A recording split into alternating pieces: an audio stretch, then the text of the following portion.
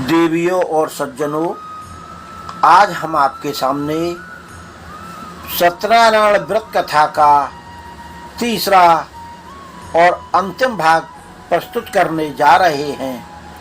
पिछले दो भागों में आपने सत्यनारायण व्रत कथा के 4 अध्यायों को सुना था। अब आपके सामने प्रस्तुत है 5वां और अंतिम अध्याय श्री सत्यनारायण व्रत कथा।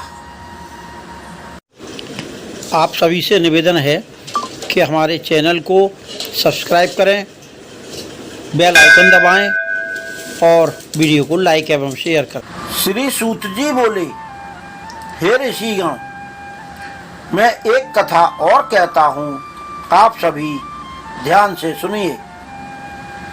प्रजापालन में लीन तुंगध्वज नाम का एक राजा रहता था। उसने भगवान सत्यनारायण का प्रसाद त्याग कर बहुत कष्ट पाया। राजा शिकार का बहुत शौकीन था। एक समय राजा वन में शिकार करने के लिए गया। उसके बाद राजा एक पेड़ के नीचे आकर विश्राम करने लगा। वहां उसने ग्वाल वालों को भक्ति भाव से बंधु बांधवों सहित श्री सत्यनारायण भगवान का पूजन करते देखा।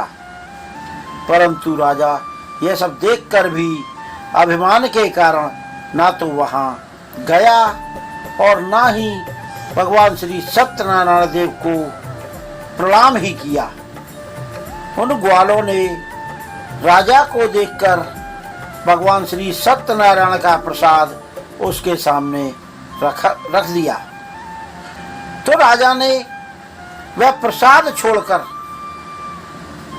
अपने नगर को चला गया।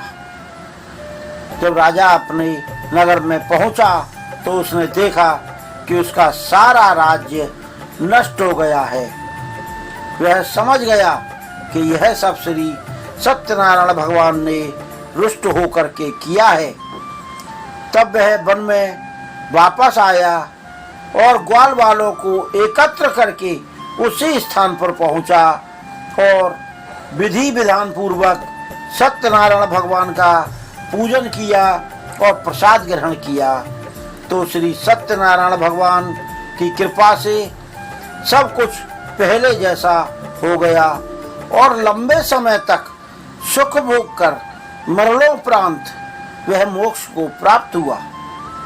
जो मानव इस श्रेष्ठ दुर्लभ व्रत को करेगा, श्री सत्यनारायण भगवान की कृपा से उसे धन धान्य की कोई कमी नहीं होगी। निर्धन धनी हो जाएगा, बंधी बंधनों से मुक्त होकर निर्भय हो जाएगा। संतानहीनों को संतान की प्राप्ति होती है और पापी अपने पापों से मुक्त हो जाते हैं तथा सब इच्छाएं पूर्ण करके अंत में वह व्यक्ति वैकुंठ धाम को जाता है। सूत जी बोले, हे ऋषियों, अब उनके बारे में जानिए जिन्होंने पहले इस व्रत को किया था। अब उनके अगले जन्म की कथा भी मैं आपसे कहता हूँ। शतानंद नामक वृद्ध ब्राह्मण ने द्वापर युग में सुदामा के रूप में जन्म लेकर श्री कृष्ण भगवान की भक्ति और सेवा करके उनकी मित्रता प्राप्त की और मरणोपरांत मोक्ष को प्राप्त किया।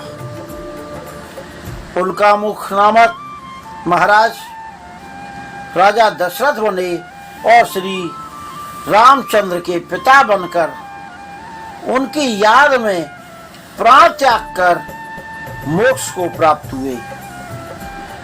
साधु नाम के वैश्य ने धर्मात्मा व सत्य प्रिय राजा मूरध्वज बनकर अपने पुत्र को आरे से चीर कर भगवान को अर्पण किया और मरणोपरांत मोक्ष को प्राप्त किया।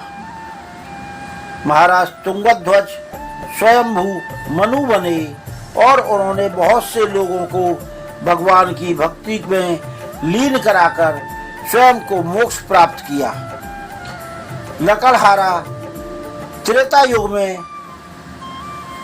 निषाद राज नाम का राजा बना, जिसने भगवान राम के चरणों की सेवा करके गंगा नदी पार कराकर अपने सभी जन्मों को संवार लिया और मोक्ष को प्राप्त किया।